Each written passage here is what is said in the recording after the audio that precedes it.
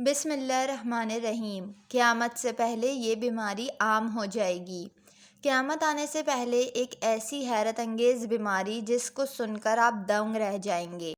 ایک شخص نے حضرت علی رضی اللہ تعالیٰ عنہ سے عرض کیا کہ یا علی، قیامت سے پہلے انسانوں کا وہ کون سا عمل ہوگا جو اللہ کی ناراضگی کا سب سے بڑا سبب بنے گا؟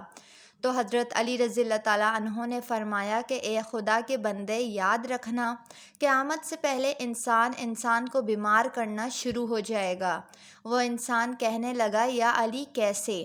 حضرت علی رضی اللہ تعالیٰ عنہ نے فرمایا، اے شخص، آخری زمانے کے لوگ نفرت، حسد اور منافقت میں اتنا آگے بڑھ جائیں گے کہ وہ انسانوں سے رہنے کے لیے تلوار کبھی استعمال نہیں کریں گے، بلکہ وہ عجیب عجیب بیماریوں کو پیدا کریں گے۔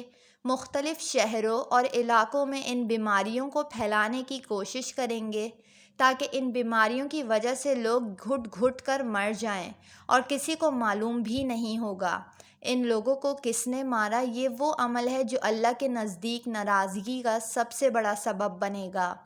وہ شخص کہنے لگا، تو یا علی، ان بیماریوں سے بچنے کے لیے وہ انسان اس دور میں کیا کرے گا؟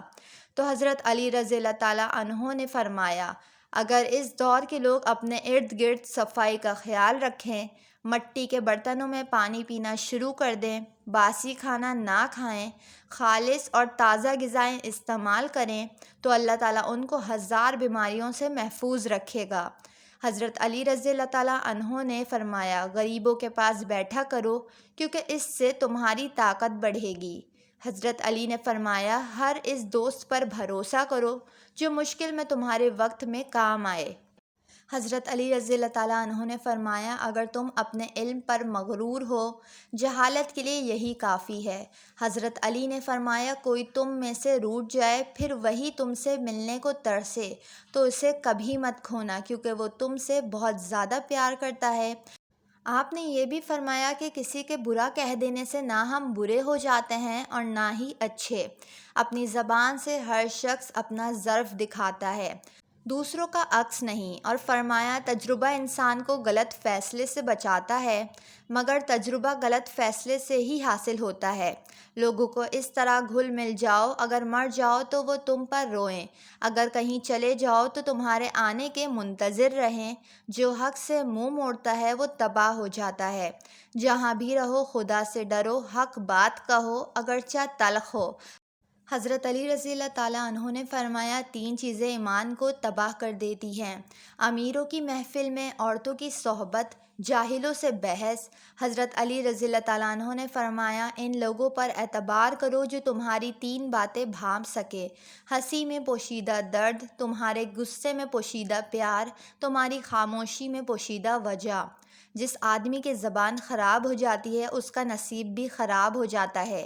کبھی کسی کو دکھ مت دو، کیونکہ معافی مانگ لینے پر بھی دل میں درد باقی رہ جاتا ہے، جس طرح دیوار میں سے کیل نکالنے پر سوراخ باقی رہتا ہے۔ کبھی بھی اپنی جسمانی طاقت اور دولت پر بھروسہ مت کرنا، کیونکہ بیماری اور غریبی آنے میں دیر نہیں لگتی۔ اپنا کردار بنانے میں اتنا مشغول ہو جاؤ کہ دوسرے پر تنقید کرنے کا وقت ہی نہ ملے۔